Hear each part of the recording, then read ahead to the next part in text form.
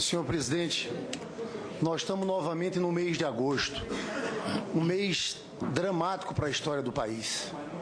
O mês do suicídio do Getúlio, o mês da renúncia do Jânio Quadros e o mês agora que os senhores querem afastar uma presidenta da República que não cometeu crime.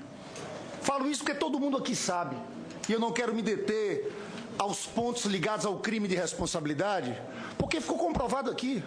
A perícia diz que não há autoria da presidenta nas chamadas pedaladas. O Ministério Público arquivou, dizendo que as tais pedaladas do Plano Safra não são operação de crédito. Os decretos de crédito suplementares, todos os presidentes assinaram nas mesmas circunstâncias. Está claro que não há dolo por parte da presidenta. Passou por mais de 20 órgãos técnicos e de assessoria. Todo mundo dizendo o seguinte: os decretos eram compatíveis com a meta. Onde está o dolo? Então não há crime. É um golpe. Agora nós temos falado muito de golpe parlamentar. É sim um golpe parlamentar. Mas essa definição, na minha avaliação, é insuficiente. É um golpe de classe, conduzido pelas elites dominantes desse país.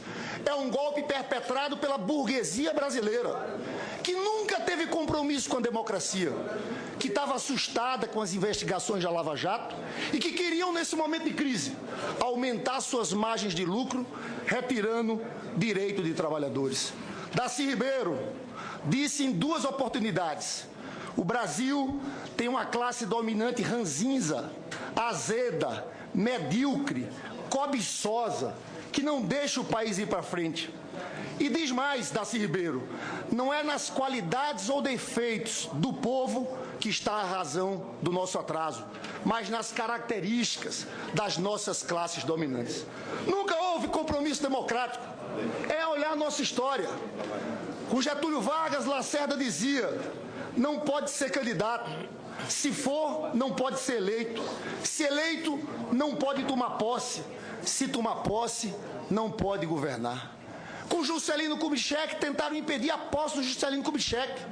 Se não fosse o general Lott que garantisse, argumentavam o apoio do Partido Comunista e acharam um argumento, dizendo que ele não tinha tido a maioria dos votos. Depois o golpe de 64, apoiado e patrocinado por essa elite brasileira. E aqui é importante os senadores perceberem, porque naquela época diziam que o golpe era a vitória da democracia. Ninguém reconhecia que era uma ditadura naquele momento. Foi preciso a história vir e escrever nas suas páginas que quem apoiou aquele golpe foi partícipe de um golpe contra a democracia, apoiou a ditadura militar. Eu chamo a atenção dos senhores senadores. A história do Brasil vai ser escrita. Quem apoiar isso vai entrar como golpista, como alguém que ajudou a ruptura da ordem democrática. No dia 2 de abril, sabe quais foram as manchetes dos jornais? Jornal O Globo, 2 de abril de 64, ressurge a democracia. Estado de São Paulo, vitorioso movimento democrático. Passou muitos anos para, em 2013, a Rede Globo pedir desculpas pelo apoio à ditadura militar. Eu quero saber quando eles vão pedir desculpas novamente por apoiar novamente um golpe aqui no nosso país. Mas não é só isso, senhor presidente. As elites brasileiras apoiaram a Operação Bandeirante com honrosas exceções. José Midlin, Antônio Hermílio de Moraes, os industriais de São Paulo contribuíram para a caixinha da OBAN, que perseguiu, torturou e matou muitos brasileiros que defendiam a democracia. Naquela votação que afastou João Goulart, o presidente Auro Moura de Andrade, do dia 1º para o dia 2, que foi conhecido como o Dia da Infâmia, Tancredo Neves olhou para o presidente do Congresso Nacional, Auro de Moura Andrade, e disse: canalha, canalha, nós vamos ter um outro dia da infâmia aqui no nosso país? Essa pergunta que faço aos senhores. Agora, o que motivou as elites? Primeiro, o medo da Lava Jato. Os senhores sabem aqui, não quero repetir muito, mas pequenos trechos da gravação do senador Romero Jucá com Sérgio Machado. Pequenos trechos. Ele diz o seguinte: Conversei sobre a Lava Jato. Conversei ontem com alguns ministros do Supremo. Os caras dizem, só tem condições sem a Dilma. Enquanto ela estiver ali, a imprensa, os caras querem tirar ela. Isso não vai parar nunca. Continua. É um acordo, um grande acordo. Tem que resolver isso. Tem que mudar o governo para estancar essa sangria. O PSDB, não sei se caiu a ficha, caiu de todos. Só que não era um acordo só político. Não era só políticos que estavam com medo da Lava Jato.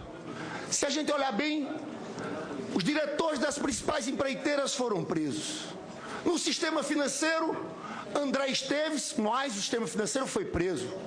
Hoje o Trabuco do Bradesco está indiciado. O Safra saiu do país, está morando na Suíça, por causa de tudo isso. Gerdau está implicada também em outras coisas. Esse pessoal ficou em pânico. É uma aliança parlamentar empresarial desse país, porque pela primeira vez na história do país houve investigação isenta. Porque antes de Lula, presidente Raimundo Lira, sabe quantas operações da Polícia Federal houve em 8 anos do governo Fernando Henrique Cardoso? 48. 6 por ano. 6 por ano. Como é que era o Ministério Público? Era o Geraldo Brindeiro, o engavetador-geral da República, o 7º na lista de votação da Procuradoria que Fernando Henrique nomeou. Agora não. Passaram a mais de 300 operações da Polícia Federal no Brasil. A partir do Lula, o Ministério Público teve autonomia, nomeou sempre o mais votado como procurador-geral. Então deram um golpe porque estavam inseguros. Querem voltar a controlar o sistema. Mas o segundo e talvez o mais importante motivo é que esse governo, desse presidente interino golpista Michel Temer, já com a ponte para o futuro, apresentou um projeto para as elites desse país. Qual era a essência do projeto? No meio dessa crise que a gente está vivendo, nós vamos fazer um programa para retirar direito de trabalhadores, para aumentar a margem de lucro das empresas, porque eles construíram uma tese que o problema da competitividade das empresas brasileiras é porque o custo do trabalho estava muito alto. Afinal, Lula e Dilma aumentaram o salário mínimo 77% acima da inflação. É um golpe de classe, é um golpe da burguesia. E qual é o programa dele? Os pontos estão claros. Reforma trabalhista. Querem terceirização de tudo. Um trabalhador terceirizado recebe hoje 23% a menos de que o mesmo trabalhador quisesse a mesma função. Querem rasgar a CLT. O vice-presidente da Fiesp, Benjamin Steinbuch, disse o seguinte: 1 hora para almoço é muito, pode ser 15 minutos. Eles estão perdendo o senso, estão falando qualquer coisa. O presidente da CNI falou de 80 horas de jornada de trabalho. Querem uma reforma da Previdência que vai penalizar os mais pobres, desvincular o salário mínimo do benefício previdenciário. Querem essa PEC 241, senador Raimundo Lira, que é um atentado contra a Constituição brasileira. Nós estamos rasgando a Constituição cidadã do Dr. Ulisses, que colocou lá receitas vinculadas para a saúde e para a educação. Estão querendo desvincular. Quem vai pagar é o povo mais pobre, o povo trabalhador brasileiro. Ah, senhor presidente, não estão afastando a Dilma pelos nossos erros. Nós cometemos vários erros. Estão afastando a Dilma porque ela teve a ousadia, junto com o presidente Lula, de olhar para o povo trabalhador brasileiro. Nós tivemos a ousadia de colocar a nossa juventude trabalhadora, negra, dentro das universidades com a política de cotas. E como isso incomoda eles? Eles não aceitam o trabalhador, a empregada doméstica, o pedreiro, viajando de avião no final do ano para visitar o Nordeste brasileiro. Eles não aceitam o pré-sal, uma política que nós definimos de partilha no pré-sal, regime de partilha, com a política de conteúdo nacional, para reindustrializar o setor naval brasileiro que estava destruído. Eles nunca aceitaram que nós tivéssemos uma política externa altiva. Pela primeira vez, nós construímos uma política externa altiva, a relação com os BRICS, CELAC, Comunidade dos Estados Latino-Americanos e Caribenhos, sem a presença dos Estados Unidos. Eu encerro o meu pronunciamento chamando a atenção dos senhores senadores. Nós vamos ter mais um mês final de agosto, começo de setembro, para essa votação. Eu não tenho dúvidas de afirmar que, se a gente olhar para a história brasileira, isso aqui vai sim entrar como um golpe, com uma aliança de parlamentares que estavam preocupados com medo dessa investigação da Lava Jato, com as grandes empresas brasileiras. Um golpe contra a democracia brasileira, um golpe contra o povo trabalhador brasileiro. Eu espero que os senhores senadores tenham responsabilidade nesse momento. E eu quero dizer aos senhores, nós vamos resistir aqui até o fim. Nós acreditamos na reversão desse processo.